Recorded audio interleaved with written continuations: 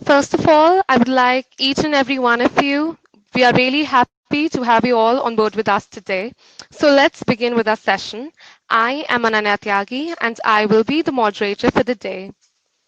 MediateGuru is a social initiative led by members across the globe.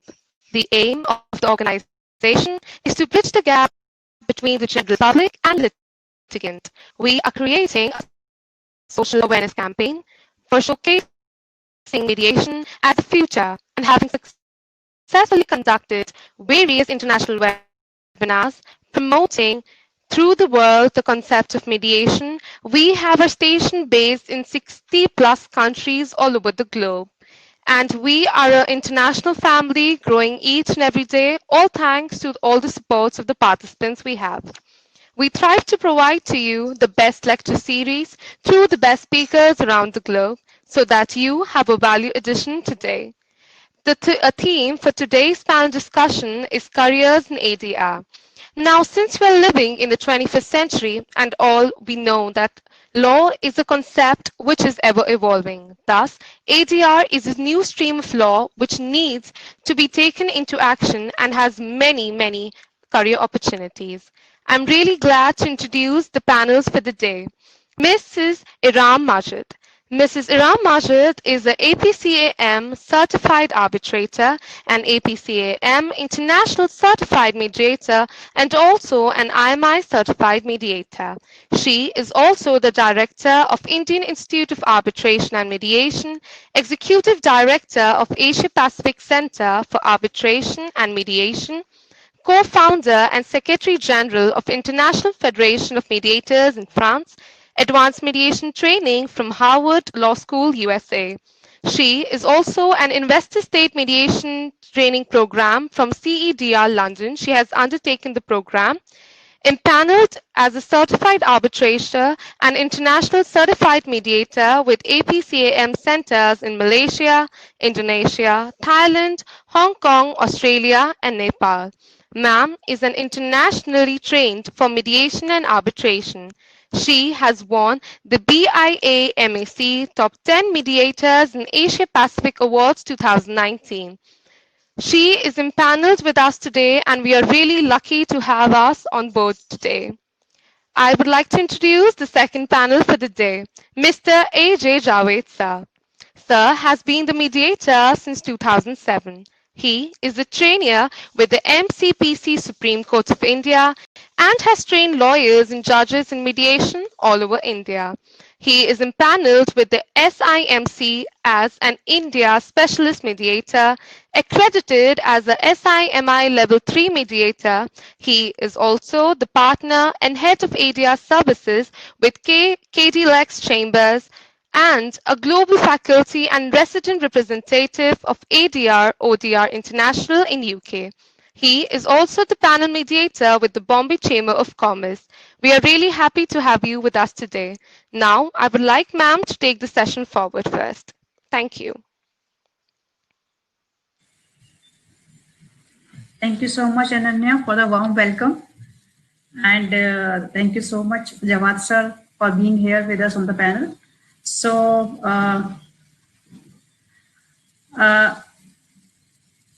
I do not know how many students are there today with us, but I hope that there will be many other who will be listening this video later on the YouTube and other resources. So before I start on the ADR, I would like to tell them that how I land up into this profession, into the mediation and arbitration. So I would like to say that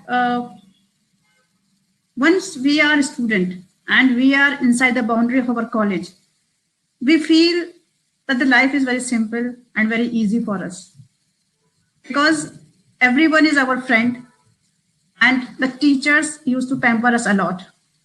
But the moment we come outside the boundary of that college and we clear the law faculty, we clear the law, so everybody become our competent and our seniors somehow they become like, they force you to work a lot, and that is something, the life change a lot after that. So for me also, I used to be a very timid person and very shy person, and I had no idea that what life brings me in the future.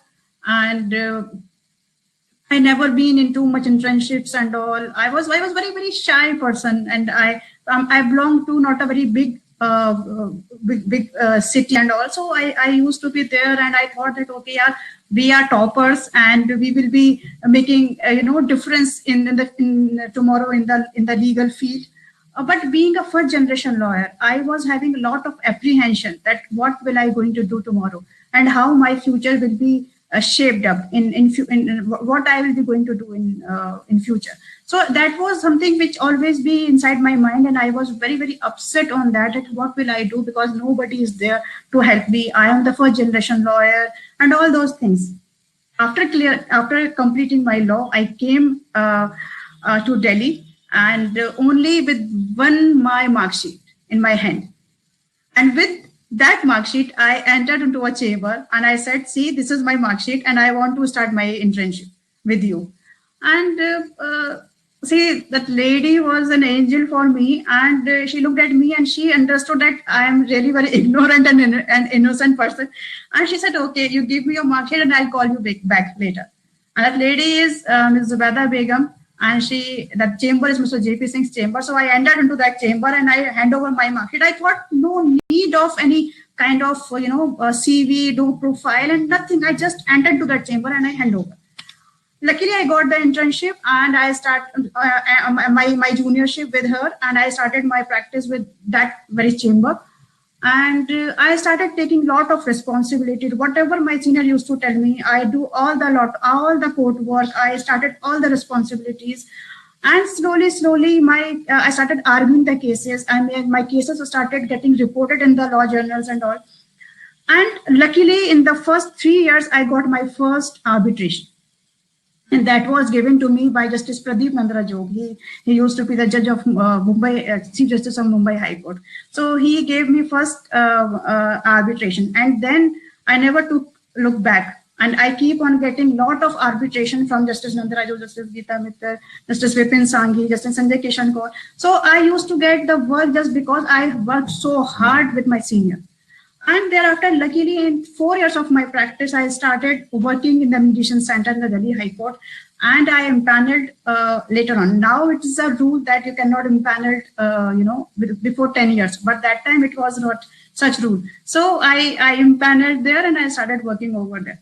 And that is how I started knowing that what is the difference between the litigation adversarial system and what is the difference between the ADR. So lot of difference. I got my case. I was doing one case that is for divorce mediation, and that was pending for last 25 years. I was shocked. I was mediator in that matter, and the daughter used to come in there in that matter, and she used to say me that, ma'am, I was 1 year of age when this matter started. So that is how that's something which completely. I was shocked to see that matter, that how the person wanted to get justice that time, and justice has not been available to him at that point of time. If suppose after 25 years he will be getting divorced or she will be getting divorced, so where is the justice? How we are talking about justice delivery and all, where justice is? So that time I completely that case had shaken me completely, and I chose ADR to practice full-fledged, so that I can be a support to the people where they can get justice easily, timely, and effectively. And even the person, the husband in this case, he got a cancer, and he was at the last stage of his cancer. So see, his whole life was spoiled. Whole life was into the litigation and all. This is something which I feel that the ADR is something which is completely and totally different from litigation. I am not saying that litigation is bad. Litigation is also good, but ADR is very effective. It is effective in case of justice delivery. So that is how I started my career into ADR. And before going forward, I would like to tell you that, see, ADR, how it is useful for all of you, and why it will be an edge for you to start your practice globally. Why? Because see, no other legal field give you this kind of this kind of privilege to practice globally. ADR liberates jurisdiction. You have no boundaries, you have no limitation, you can go anywhere. But suppose if you will be practicing in the criminal side, suppose, let's say criminal side. The criminal side, you are bound to practice jurisdiction wise. If suppose you are doing in civil side also bound you to practice jurisdiction wise. But arbitration, mediation, negotiation, no boundaries, nothing. How? Because of if we talk about, see, what is ADR? ADR includes arbitration, negotiation, and mediation. We all know that the arbitration is when the dispute is being submitted by an agreement of the parties to the arbitrator, one or more arbitrator, and the arbitrator make a binding decision. That is arbitration. Negotiation is when it is the dialogue between the parties, and negotiation is a process to persuade for the agreement. And mediation, we all know that the third party interferes and it settles the dispute amicably and facilitate the process. So ADR is this, and it is not new in our society. We were having arbitration from the very beginning of the legislation and all these kind of legal in the British times, in the petition. In 1899, we were having Arbitration Act that was not very effectively used, but because it was used, it was been applicable only in Mumbai and Madras and Calcutta. These were the only places. Later on, we were having 1940 Act. The 1940 Act were having lots of loopholes. Then we were having 1996 Act. And 1996 Act was also again with lots of loopholes. Then we need to have a amendment into that. And 2015 we have an amendment in 1996 Act.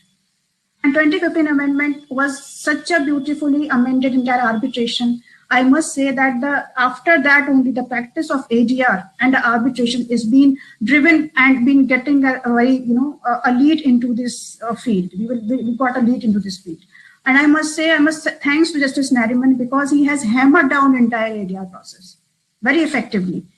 And thereafter we again got 2019 amendment, and 2019 amendment is again we are having lot of debate on that, and parliamentary former committee of the this legislation former committee of 17 parliamentarians. I was one of the person who went there from my organization and represent and discussed and the debate on this. And thereafter Schedule 8 was removed from there. Recently on 4th of November, we have removed the 4th schedule, and that is for your benefit, because in that schedule it was said that the arbitrator should not be of less than 10 years of practice. So I was very worried that how the youngster will be into this practice, and how they see. I'm seeing a lot of juniors and the youngsters and the young lawyers. They want to adopt this as a career, but if 10 years were the bracket for them, so it discouraged them. So that is why we made a submission that it should not be there, and now luckily it has been removed. So I tell you that now there will be there is a New York Convention. So New York Convention is a mechanism for the enforcement of your awards. Today we are having in the entire world is divided into 197 countries, and out of 197 countries, 166 countries has signed this New York Convention. So since 166 countries has signed the New York Convention, that gives you a platform. That is a platform to practice. You can practice arbitration in 166 countries. There is no limit. And if many students ask me, ma'am, how can we get a remuneration? Itna kam paisa hota hai isme to ye. So I must tell you that there was a Russian case in the name of Yokas. That case is of 50 billion US dollar award. And you know how much the claimant got in that the fee? The claimant got fee of 90 million US dollar, and the respondent got the fee 35 million US dollar. So there is no dearth of money if you start practicing globally. But the thing you need to know is how to practice, how to establish yourself, what all the skill set you need to have, and what all the trainings you should provide, you should have, what all kind of accreditation you should be having as of now today. Because we don't talk about accreditation. We don't talk about accreditations.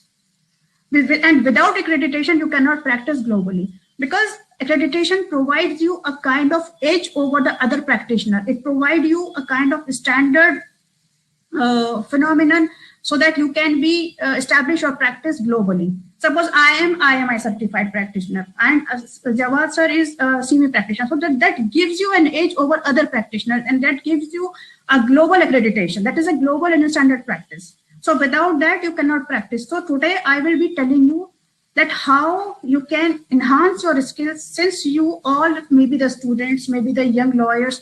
So what all the things you need to know, how you can start your practice, and how you can make it more, you can establish your name and can get a fame, and you can get a money also. From now, you have to build a foundation for that. Because I must tell you that 70% cases are the commercial disputes. And you cannot say that you cannot be trained into ADR. You cannot afford to train without ADR. So what all the skill sets the students and the youngsters should do from today onwards, you should make it a point that whatever I am going to tell you, all the skills, this is what I have done. And I am here just because of all those practices. So Ananya, so now I would like to tell the students about the skills that should be required for law students, to bring into picture what ADR is. Yes, ma'am. Thank you. So the first and foremost thing which I would like to suggest all the students is for the internships. What kind of internship you should go for if you want to establish a practice into ADR. So always remember that start your internships with any arbitration lawyer or any mediation lawyer or any ADR practitioner. See, if you say, okay, I'm doing only arbitration, I'm doing only mediation, see, it is not the point. You have to learn both of the things, because in future or even now the trend is both will go hand in hand. You cannot say that I don't know mediation, but I will be doing only arbitration. I have seen a lot of arbitration practitioners, they are now shifting towards the mediation. So I suggest you one thing, that my recommendation and my suggestion for all the students, start your internship with a lawyer who is doing arbitrations and mediations.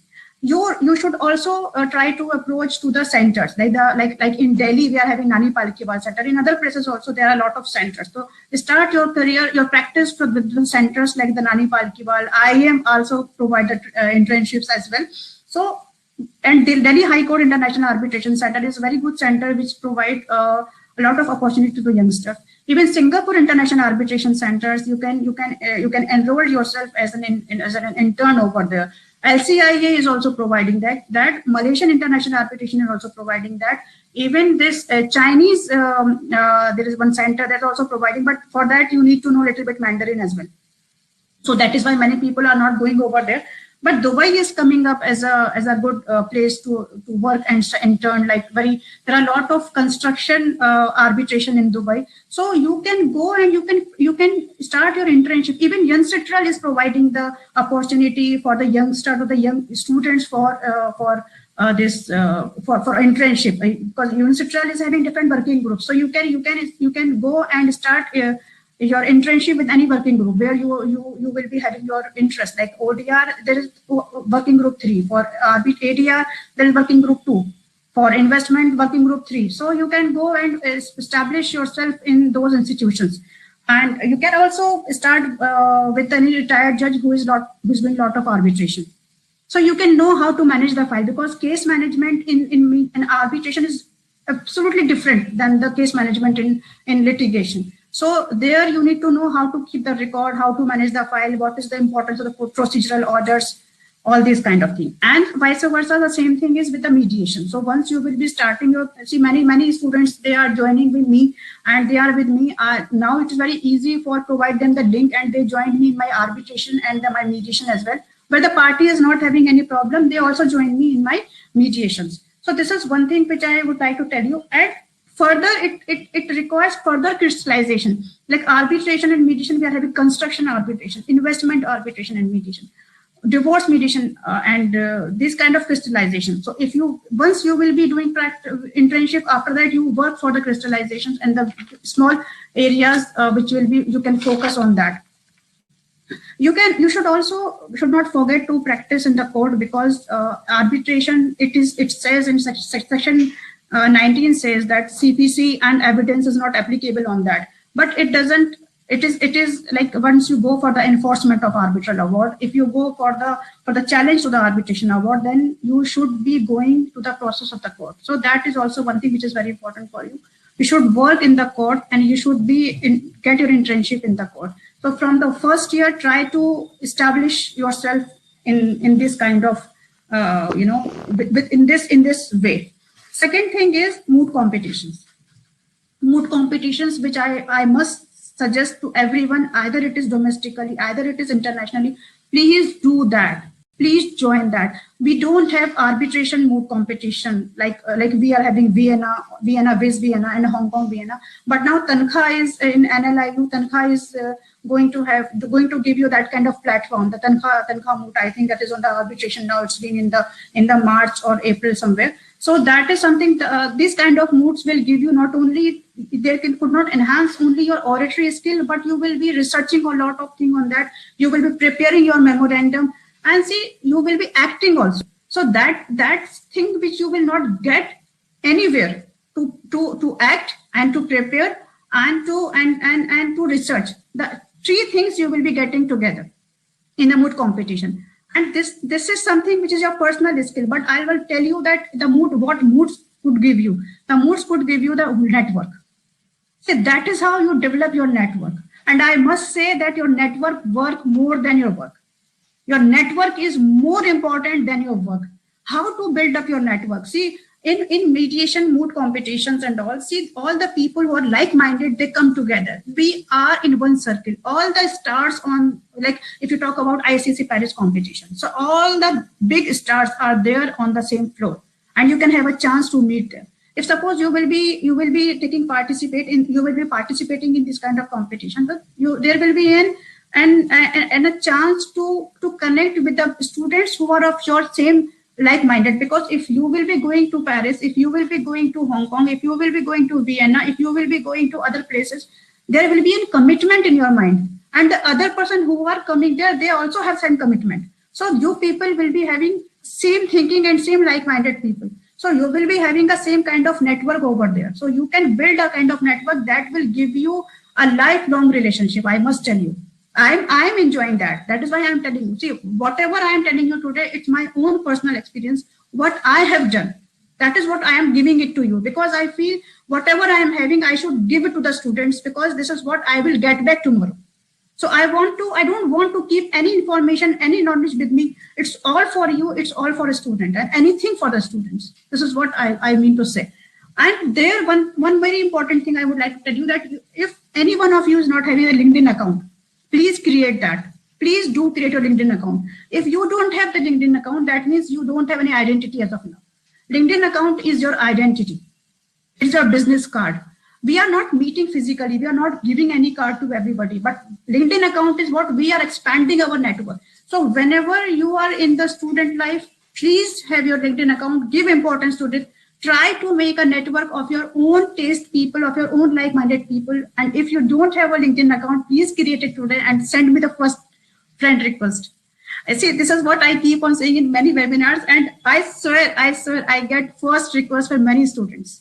And that is how we are building each other. What is ADR? ADR is alternative to dispute resolution, means something as a third mechanism to resolve the dispute, and that where we build each other, and we are building each other. Another thing which I want to tell you about the reading skills and what you need to read. See, I told you about 2015 amendment. 2015 amendment, if you read Justice A.P. Shah's report, Law Commission report. So A.P. Shah's report gives the genesis for the amendment of 2015. And Justice B.N. Krishnan Iyer report, that gives genesis of 2019 amendment. So please, these two reports are very important. That will give you a big picture of entire Arbitration Act of 2019 and 2015 amendment. So please read that. There is a unilateral model. There is a unilateral model law and unilateral rules. So for that, because we either, if you talk about the ODR practice, if you talk about the conciliation practice, either you talk about the arbitration practice, either you talk about anything, it comes from unilateral. So unilateral website is there, unilateral.org. You just log in there and keep download the rules and model law. Keep on reading the model law, update yourself with the rules, update yourself with the ODR technical notes 2016, Update yourself 2002 conciliation rules. Update yourself with, the effective measures the mediation, this UN is taking in the mediation is investment mediation, climate change, and there are other many more, underwater resources, and UN, lot of measures UN taking, and effective method UN suggesting for others to go for this. Singapore International Singapore Convention, that is Singapore Convention is like we are having the New York Convention. On the same basis we are having Singapore Convention. So read Singapore Convention also.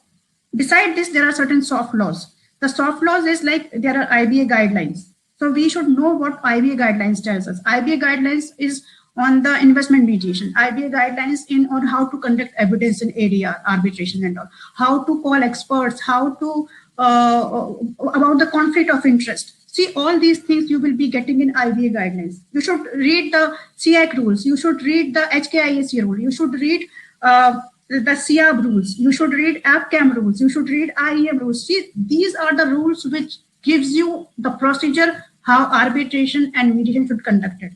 And after the pandemics, all these institutions are having their online guidelines. You should go through the online guidelines as well.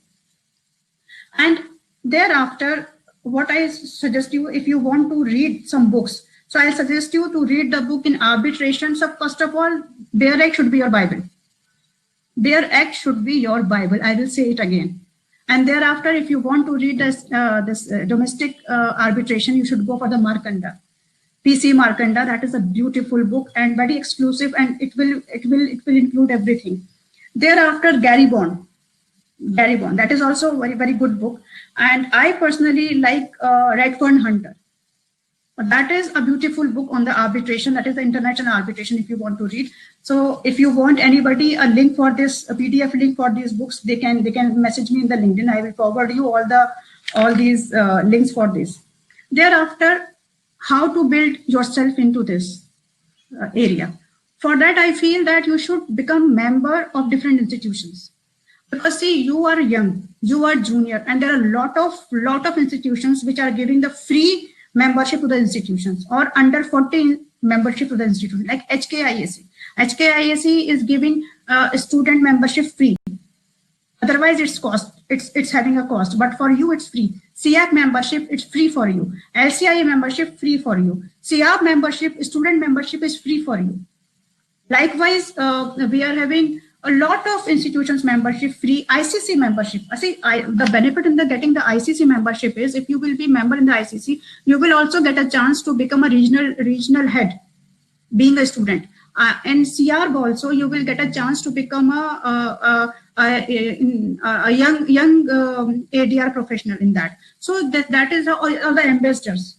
And you should also take an opportunity to become the ambassadors of these institutions. That is how you will be into that group, and you they keep on updating you. They keep on sending you a lot of emails and these kind of events and all, and you can participate over there. See, that is how you will enhance your skills.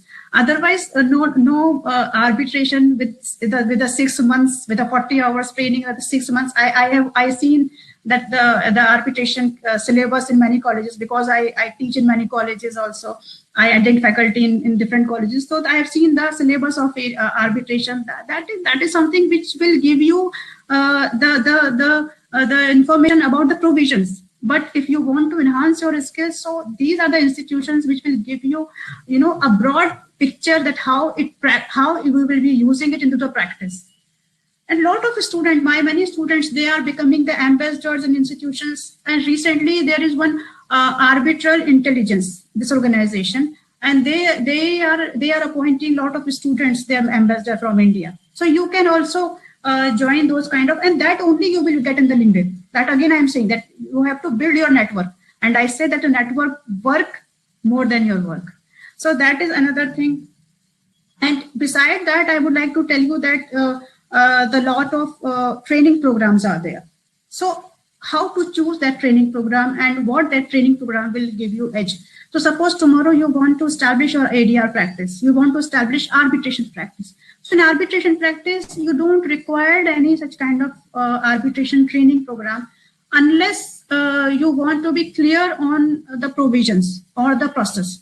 Or if you want to go for the arbitrator, as an arbitrator, because there are a lot of things, arbitration counsel is there and arbitrator also there. If you want to start your career as an arbitrator, then yes, you need to have need to go for the training programs. IIAM is also giving training programs. CRB is giving the training programs. CIAC is not giving any training program as such for the arbitration. But yes, JAMS is there. So you can join these kind of training programs. And for the mediation, the mandatory is 40 hours training. So for that, you need to go for the 40 hours training. And the 40 hours training, you should see that what is the value of that certificate after completing that. What kind of accreditation you will be getting in future after completing that. Because there are different kind of QAPs and assessment after that. So you establish your practice in that way. You do your training. You choose your training in that way, which will lead you internationally. Because arbitration in mediation is not only for domestic. It is not for domestic. It is not for running in the court. It is for sitting in the suit and sitting in beautiful arbitration, center and with beautiful accreditation in front of your name and a good, if suppose if you will be you will be having this suffix in your name, MCR or FCR. MCR, FCR with a CR accreditation. See, nobody will challenge your knowledge in arbitration. Nobody can challenge, because that itself is a certification that you are trained into this and you are the process expert and you are the subject expert. So that is how the importance of that. And see, if some of you may want to establish your practice in the mediation, we want to go outside. So there is an organization named JAMS. So JAMS, if you will be going after, see, they will not allow us to go now because they want a virgin people like into this field. They want the people who has not explored much into arbitration and mediation, who are new to this subject. So they said, okay, you come to our program, and I think there is a 1 year or 6 months you have to stay over there, and they will train you. They will give you work as well, and after that they will give you the fellowship. And after the fellowship of the JAMS, and you will be having a different kind of level into and different edge into this practice. And you can do arbitration as well. Arbitration in dispute resolution, arbitration in commercial arbitration. See, LLM, sorry, you can do the LLM into the commercial disputes, LLM into the mediation and other things. So LLM you can do. If you want to go for the LLM, I must suggest you the King's College in London. That is the best organization, best university, which gives you an advantage of having this LLM over there. And Pepperdine University, that is also a very good university. So these university, and even London School of Economics, and now in Geneva also, I forgot the name of that college, Geneva. One of my students is going over there. So there are a lot of colleges which are open for the LLM into dispute resolution. So you can go and if you feel like to pursue it as a career, and if you want to pursue it for then you can start that also. And these are the small contributions which I wanted to tell you from my side. And see, what I feel that if you will be enhancing your skill, even that is not sufficient. You have to contribute. Unless you will not contribute in this area, you will not lead. You will not at all lead. And that is what I am doing. I have made few projects. The projects which will be for the villages, that will give villages a dispute-free ambience. So I am working on that for the future growth and empowerment of the society and the community. So this is all we need to do, and it's a responsibility of each and every person to contribute in this field. Otherwise, see, why I am connecting with the student, why I am giving you all these tips, because I want that it's a kind of general awareness, and you people are the future, and you people can change it, and you need to change it, and you have to do it. And for that, you need to have a why in you. Why? WHY. Why? Because unless you will be having a why, you cannot pursue it in that fashion, in that manner. You need to have it in your blood and in your veins, and every time you need to think about an ADR practitioner or the mediator. You need to have a passion for that. And unless you will not have a passion, your work will be like a burden for you. This is what I must say. And with this, I hand over to Ananya. I'll happy to address any question in the end regarding if any student wants to know anything. But I want to tell you that please create why. If you don't have, then create. You need to have a why. And whenever you feel anything, you want to discuss anything on this earth, you want to have any kind of internship, helps, anything, please don't hesitate to reach me. I am always there for the students. Thank you, Ananya. Thank you, ma'am. I think you have already covered the major aspects that any young professional would want to know.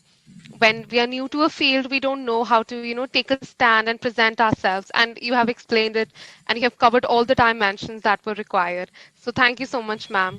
Ananya, And I would like to say one thing, that one thing which I am not covering it, because I think my colleague is going to speak on that, that how the skills after completing your law background and how you should enhance your skill. But one thing I would like to tell you that see, one very important aspect here which need to know, everybody need to know, is technology. Because technology is, suppose if we will be not trained into technology, then other people will take it. IT people will take it. So we need to know what is ODR. We need to know what is the difference between ODR and online mediation and online arbitration. I think that my colleague is going to cover it, so I will not speak on that. But we need to know and have a knowledge about about ODR and technologies and all these things. And we need to know what is the difference between ODR and online. So with this, I am handing over to you, Ananya. Thank you very much. thank you, ma'am. Sir, I would like us to start your session now, and we will be presenting the presentation given by Sir, and then we'll take the session forward. Let me make the introduction first, Ananya, then I'll request you to share the presentation. Okay? Is that all right? Yes, sir. Yeah, thank you. First of all, thank you, MediateGuru, for this opportunity. Ananya, Preeti, Vivek, all of you are doing a fantastic job. And actually, if all I have to say simply is look at you and follow you, that's all, to all the students. So that's all I need to say. But let me just take it a little further. What my esteemed co-panelist Iram has already spoken to all of you. See, the thing is, I entered the legal profession sometime. I completed my law in 1987 and I enrolled as a lawyer in March 1988. So if you actually, maybe most of you would not have even been born at that time. So it was a wholly different paradigm. I don't know why my video is going off. Is it all right? Should I keep my video off? Can you hear me? Sir, as you're comfortable with. No, my video Yes, is sir, automatically going off. I don't know why. It's it might automatically be due to going some off. network connectivity. Yeah, could be. Yeah. So the But thing you're is, audible, sir. okay. So when I entered the legal profession, it was a completely different paradigm. Okay. It was though the zamana of typewriters, where we used to sit and manually type out pleadings. And when we entered the legal profession, the first thing we used to be asked to do was just to go to the court and seek adjournments wherever our seniors would feel embarrassed to go and ask the court for an adjournment. They would send us, and we would go there, ask for an adjournment. The judge would scream at us, shout at us, and we would listen to that and come back. So then later on, we were introduced to, drafting pleadings and how to, study a case. And those were the days we didn't have any computers, we didn't have internet, and we had to physically search through volumes and volumes of books, which would be in the court library, to find out judgments which would support our cases, draft pleadings based on that, and type out those pleadings and file them. So when I got my first computer, it was almost 10 years into my practice when I got my first computer. So that was how it was. So my feeling is, it would be completely, the experience which we have undergone would be completely irrelevant for all of you. You may not even be able to relate to what the situation was at that time. Now, what has happened actually for the past in India, for the past about 10 to 14 years approximately, one new disruptor had come. That was mediation. So mediation was the new disruptor, which was challenging the conventional idea of dispute resolution. The conventional idea was there are only two methods. Either you go to the court, or if you have an arbitration clause, you go for arbitration. These were the only two conventional methods of dispute resolution.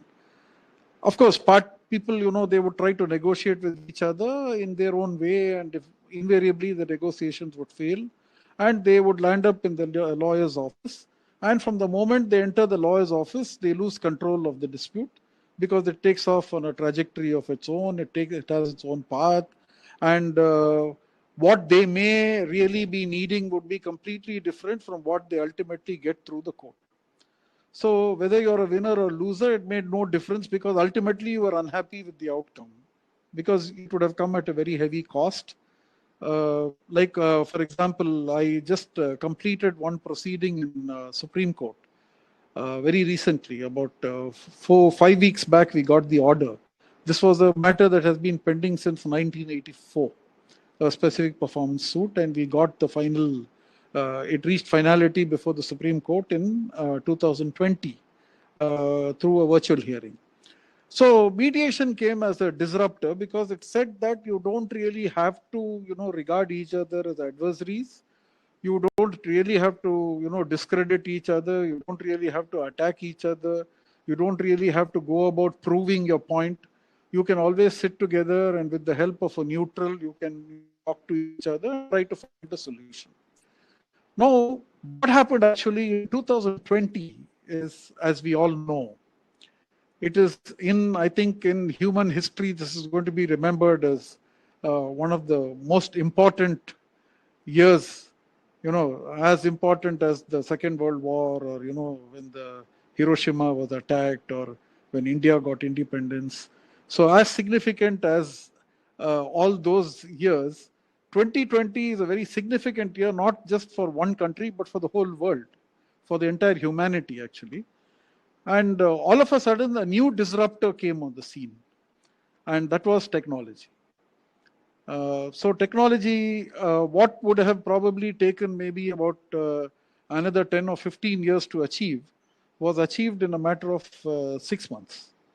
So we decided, suddenly we discovered the advantages of, online, using technology for online dispute resolution. Courts, which had been talking about virtual hearings and all that for maybe almost a decade or so, suddenly started implementing that and said that, okay, we have no choice, but we need to really, take recourse to technology. Now, this technology comes at a price, and it is a price which is worth paying for. And the price is the conventional, the conventional, what should I say, the gravitas, or the seriousness, and the kind of, the importance that was being attached to, the legal arguments, the flowery language which would be used, legal precedents. All these things suddenly became, the importance of senior advocates who would be charging like a taxi meter. All that suddenly, became, started being questioned, actually. It is still significant. It is still there. They are still there. They are all, still charging the way they always charge. But the problem is now that is being challenged seriously now. It is under serious challenge. Because in a virtual hearing context, the question of, the great awe and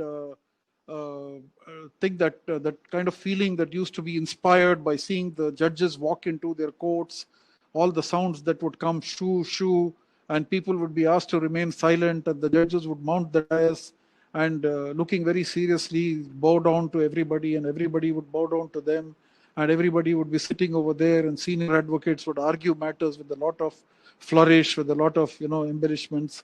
All that has suddenly become completely irrelevant and insignificant, because there's only so much of dignity, so much of awe that you can inspire on an online platform. Okay.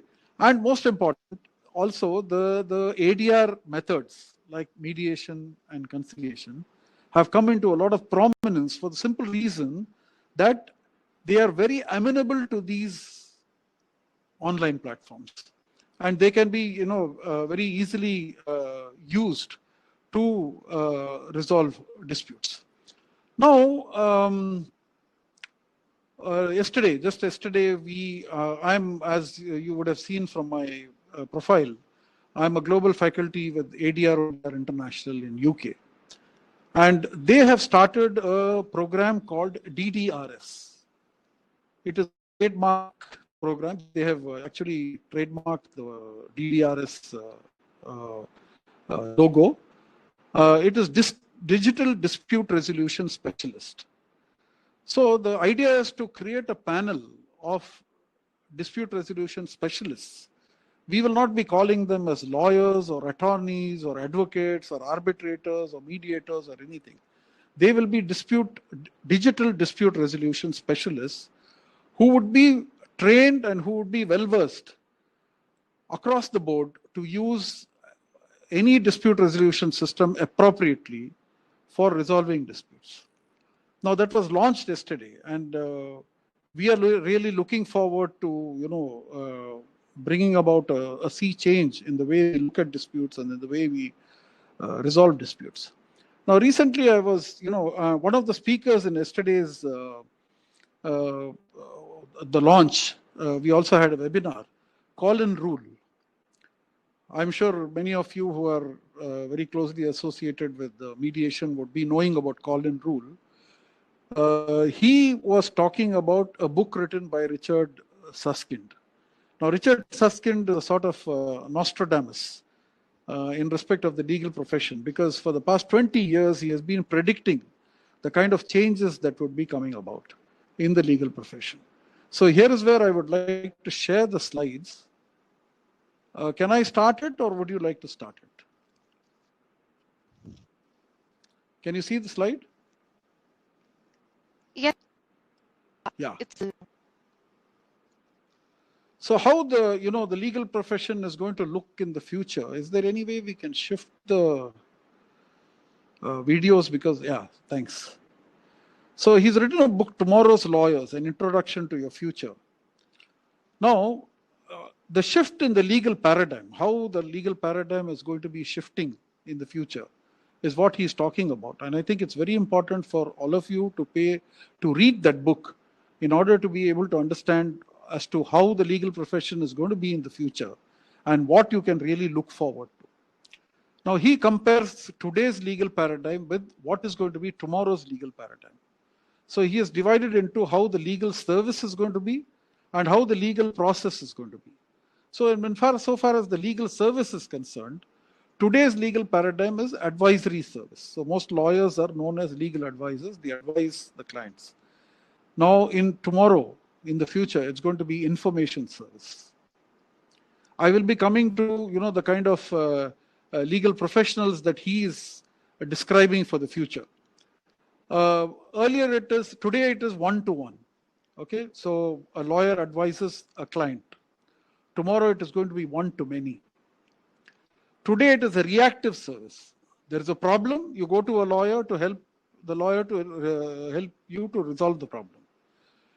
Tomorrow it is going to be a proactive service. How are we going to prevent the problem from happening? Today it is time-based billing. I told you, taximeters. Okay. Tomorrow it is going to be a commodity pricing. Now look at the language that is being used. Okay. So tomorrow the information is going to be a commodity. It is not going to be an advice. It's going to be a commodity. Okay, and it is going to have a price of its own. Today it is restrictive, because as I said, when the client walks into the lawyer's office, he or she loses control of the dispute. It is very restrictive. Tomorrow it is going to be empowering. Okay. Today it is defensive.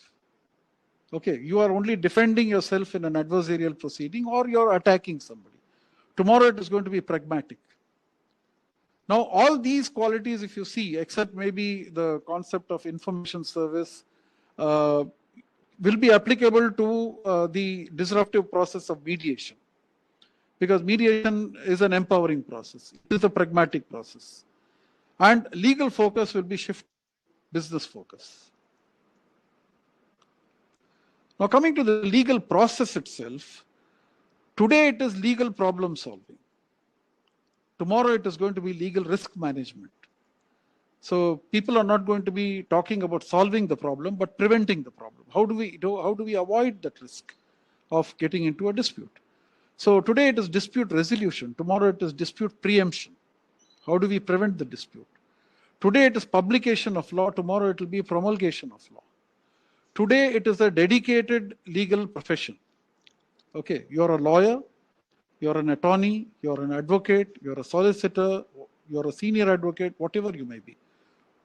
Tomorrow it is going to be legal specialists and information engineers. Today it is print-based. Tomorrow it is going to be IT-based legal systems. You know, for the first 10 or 15 years of my professional life, my entire investment went in acquiring books upon books and building up a library. Today, I hardly need to refer to those books for any legal issue. All I need to go is, go on the web and try to search for the answers, and it is over there. Okay. Now, what are the new jobs for lawyers? This becomes very interesting. I hope it is you are able to read this. He talks about there are 10 categories of lawyers that he talks about. Legal professionals. It will not be correct to call them lawyers of the future. They are going to be legal professionals. One is the legal knowledge engineer. So when legal service comes to be standardized and computerized, what he says is talented lawyers will be required in great numbers to organize and model huge quantities of complex legal materials and processes. So you will be a knowledge engineer, right? So Iram was mentioning that, if you don't march up to and embrace the technology, somebody else is going to do it to capture that field. Already people are trying. People in the IT field are trying to come into the legal profession. Okay. The next is the legal technologist. So when legal service becomes impractical or unimaginable without systems, it will be very vital to have experienced and skilled individuals who can bridge the gap between law and technology. So the legal technologists will be those bridges between law and technology.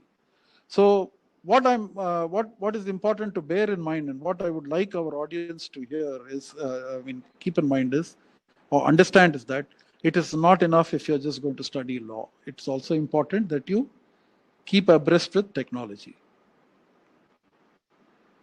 The legal hybrid. So this is,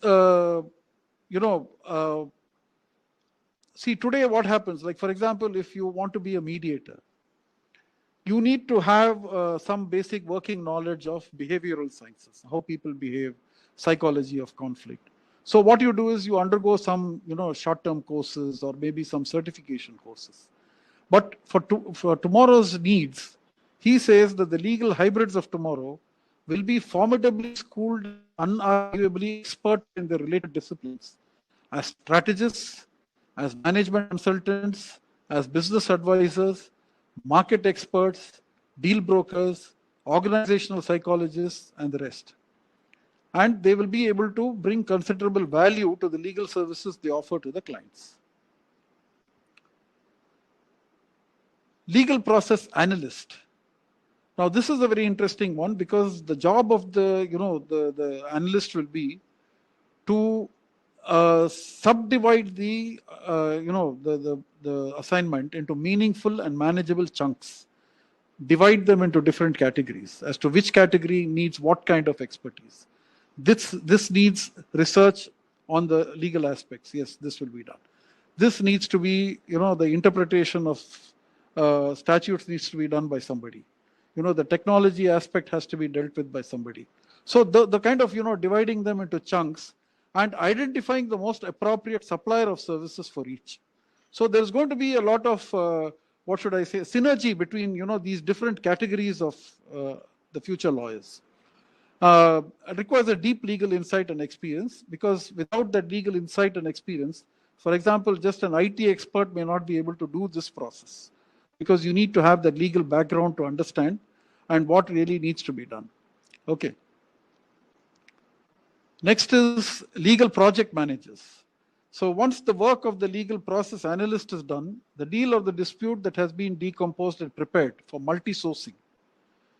The job of the legal project manager will be to allocate work to a selection of appropriate providers to ensure they complete all their decomposed work packages on time and budget, to control the quality of the various packages, to oversee and supervise the output and delivery, and to pull the various work packages together into one seamless service for the client. So that is what many in-house counsel try to do today, but this is going to be a little more advanced because you need to really update yourself on this, and you need to have that, ancillary support systems also, which will help you to work out these things. The legal data scientist. So as I said, I hardly refer to the books now. There is a lot of machine learning that is happening, and there's a lot of predictive analytics that is happening. So this will be, there will be a corresponding need for data experts who will be the masters of the tools and techniques that are required to capture, analyze, and manipulate large quantities of information. So this is another field where the future lawyers will be focusing on. R&D worker. So the design and development of the new services and solutions will be at the heart of the commercial success of legal businesses in the 2020s and beyond. R&D worker will focus on developing new capabilities, techniques, and technologies to deliver legal services.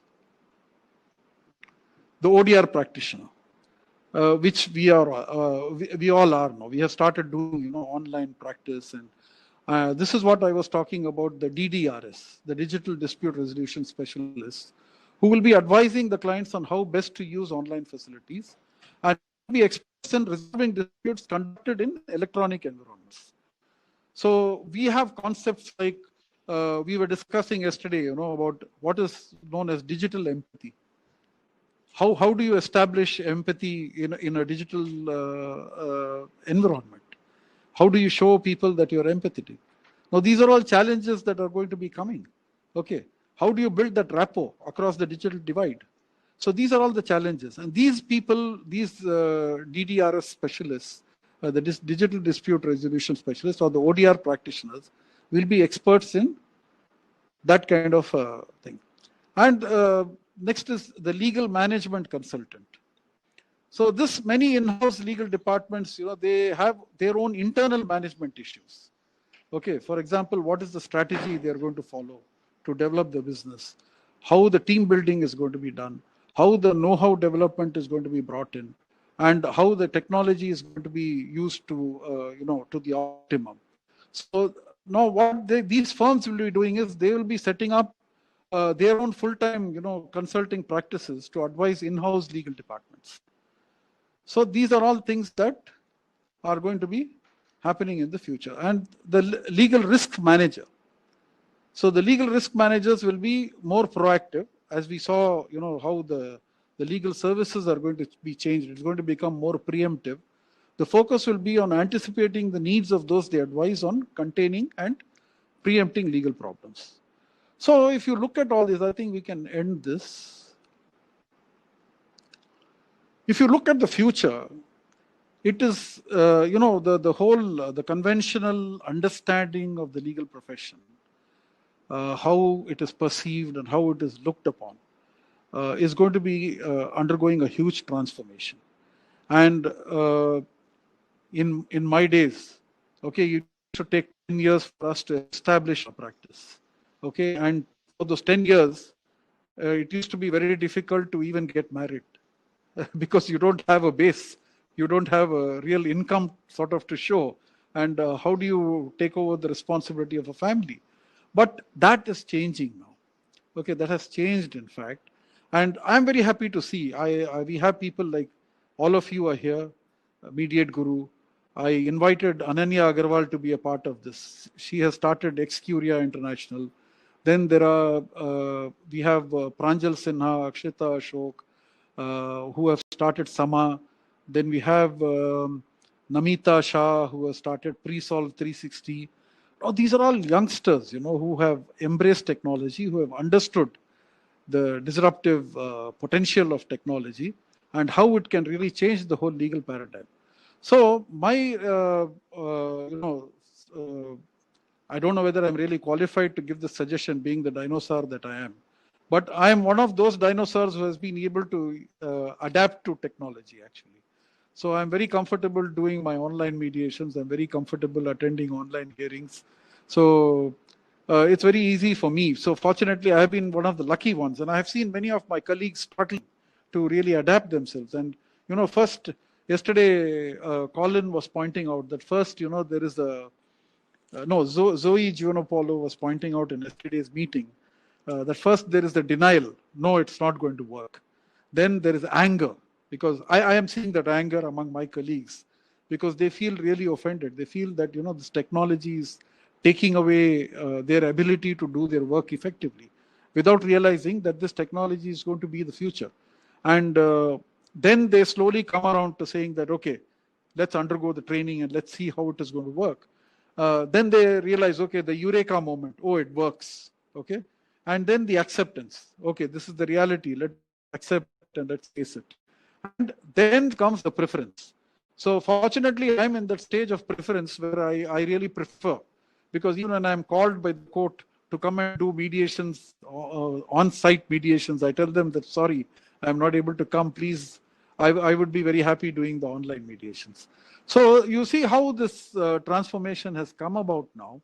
So there is a very great future that is out there. And Iram has very beautifully explained what are all the prospects that are there before you. But also keep in mind, and I would urge all of you to read that book by Richard Susskind. Okay. And I can share the title with you if you have not made a note of it. But it is very important that you keep in mind that you are the leaders of the future. You are going to be changing the whole legal paradigm. And one very important aspect, because we are all looking at it from a very commercial perspective, and we are thinking of how businesses are going to be, adapting themselves, and what are the changes that are going to be coming about in how businesses are going to look at legal issues, and how they're going to be looking at preempting any legal issues from coming up, all those things. But I have been a human rights lawyer for a very long time in my career. For quite some time, I was working on the human rights until I became a commercial lawyer. But my commitment to human rights and social justice has always remained. And I see a huge potential in technology in providing people with access to justice. Yesterday, I was speaking at a webinar of the Supreme Court mediators. And I was trying to explain to, I don't know how effectively I could do it, but I did try to explain as to how it is important that we fulfill the constitutional promise of access to justice to the people of this country. Not just this country, anywhere in the world, because we are now a global village. And we have shrunk really, and the borders have become irrelevant today. Today we are sitting in different parts of the world and we are talking to each other. Earlier, when we used to have seminars, the whole problem of organizing the venue, getting tickets for the speakers, organizing their accommodation, looking after their needs, all that is obviated today. Because sitting anywhere, I'm able to speak in this webinar. Okay, and people from all parts of the world are able to join here. Anna Sambold is a very good friend of mine, and I saw in one of your things that she was one of the first speakers at your webinars. So she's sitting in US and she's able to take part in this. You don't really have to travel all the way across the globe to reach from one point to the other to take part in an event. So this is something that has a huge potential, because yesterday somebody was asking me as to how we can really reach, because technology there is a misconception that technology is accessible only to the affluent, into the urban classes. But that is not an excuse. My argument is that technology should be made available to everybody. Today, who would have thought that vegetable vendors and rickshaw pullers will also be using touch phones? They're adept, they have WhatsApp accounts, right? They are on Facebook. So when they can adapt themselves to that, definitely they can adapt themselves to accessing justice through technology. So nothing stops the government, if they really, the state, from establishing, we have ATMs all over the place. Okay.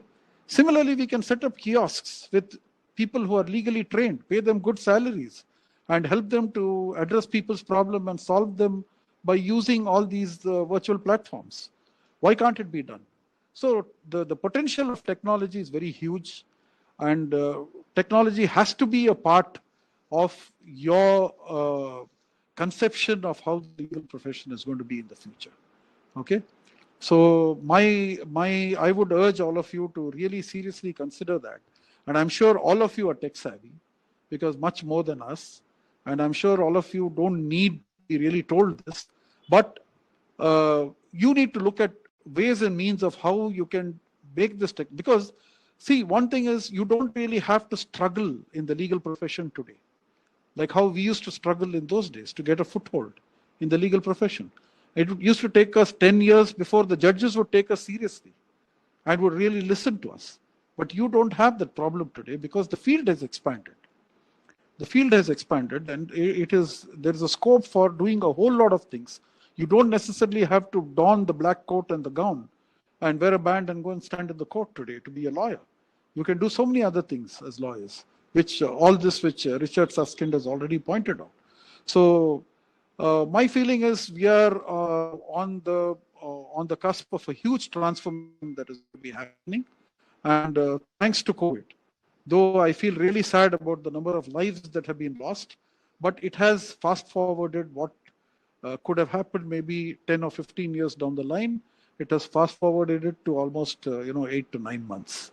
So, and my only concern is, because there are vested interests out there who want the old systems to continue, okay, because that is what gives them their bread and butter, and that is what gives them their dignity and their position and their status. It defines who they are. So these vested interests may be trying to block the transformation that should be happening. But you young lawyers who are going to be coming out in the field should ensure that this doesn't stop. This goes on and increases and becomes the order of the day. And the future is in your hands. And my best wishes to all of you.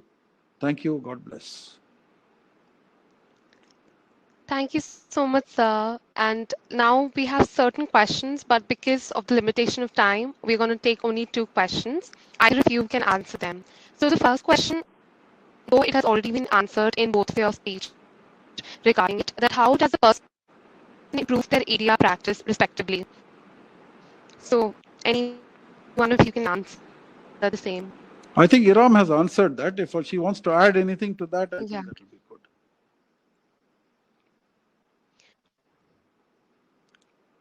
Iram, you're Am I audible? muted. Yes, now you're audible. See, I told you that how to reach to your seniors, not in the way I reach. Hello? Yeah, you can be heard. Go on. Okay. So if you want to start your practice into this ADR, and also don't do it like I had done. I was just with my mark sheet, I went to chamber. Don't do that. So I was very late because I did it after completion of my law practice, my law graduation. But with you, I expect that you should be doing it since very first year when you entered into your law college. And see, you have to build your CV since then now, because now trend has changed. So if you have to fix a goal, you have to set a goal, and then you have to perform your task according to that. And for that, suppose if you fix a goal that you want to practice or you want to establish yourself an ADR practitioner, so start reaching for the internship as of from now onwards. Do moves, write blogs, start writing articles. Then after that, you see, if you will be coming to any person and you will be showing your CV and profile, what the person will see. If suppose many students, they are coming for me for internships. So what I see that from where they have done your previous internships. So that is something which can give you credibility.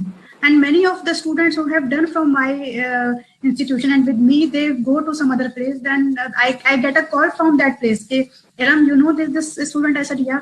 I kept him because they told that they have done internship with you. So I know that now they will be knowing about the arbitration and mediation. So that's what I tell you, that don't waste your time. This is your time. You have to utilize each and every minute.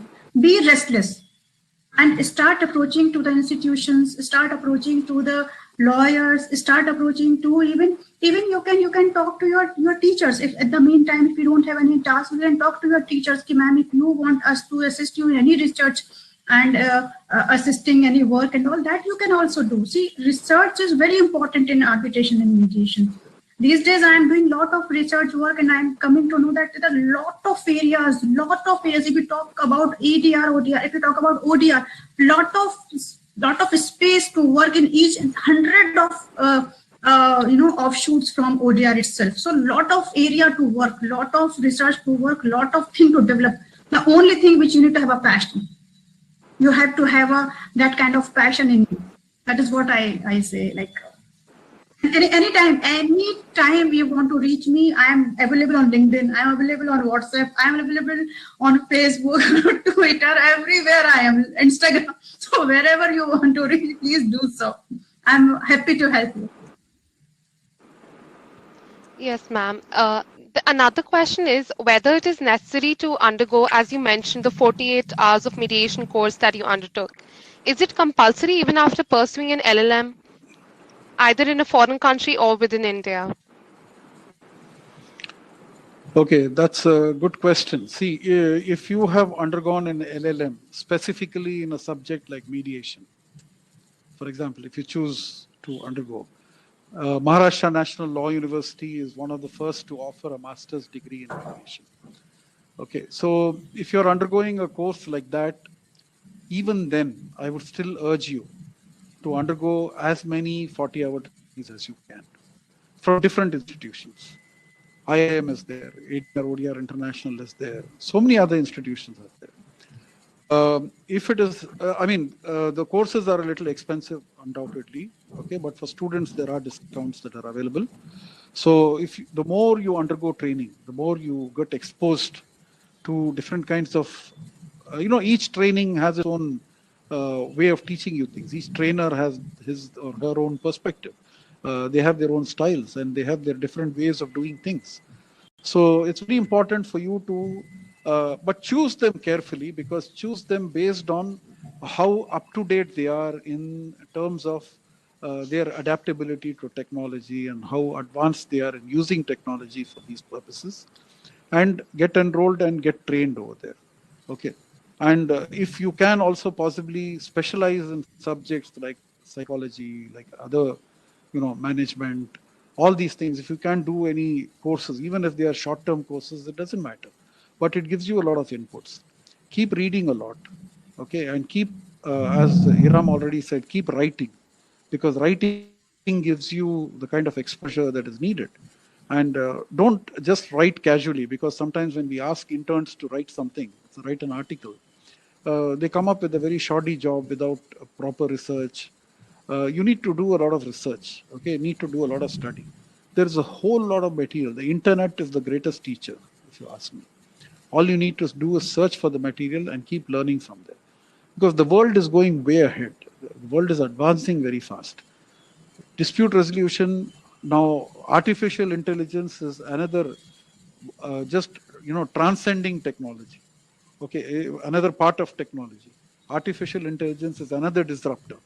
For example, eBay has developed a model, okay, where out of, I think, about 60,000 disputes, 1 in 60,000 disputes comes actually for a face-to-face resolution.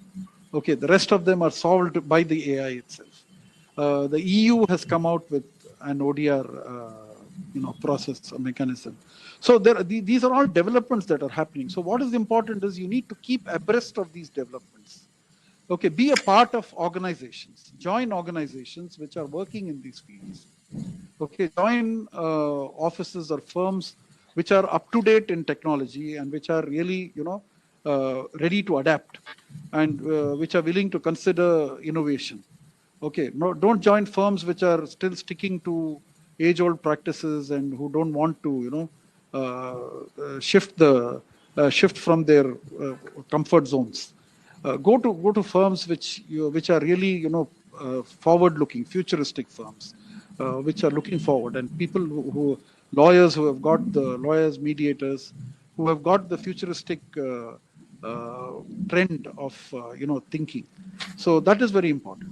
So this is what I would like to tell you, that no amount of learning is enough.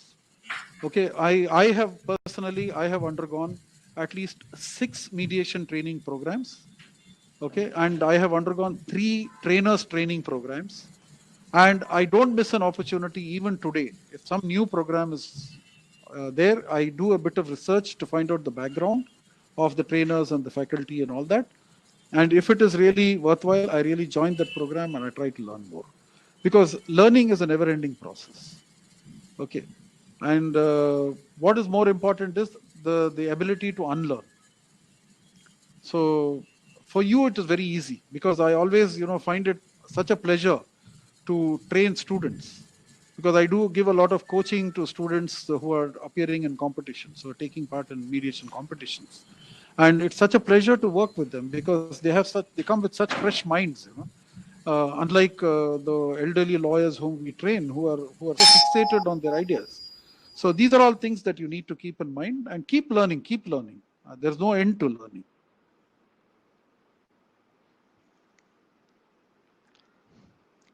Thank you so much, sir, for giving your time and answering the questions. Thank you so much, ma'am. With this, we have come to the end of our session, and I would like each and every one of you to be here with us today and through the online platform. We're trying to get the best exposure possible. Thank you, ma'am. Thank you, sir, for taking out your Thank you precious so time much. for us today. Thank you, Ananya. Thank you, Vivek. Thank you, Preeti. Thanks to all of you. Thank you, Iram. Thank you, sir.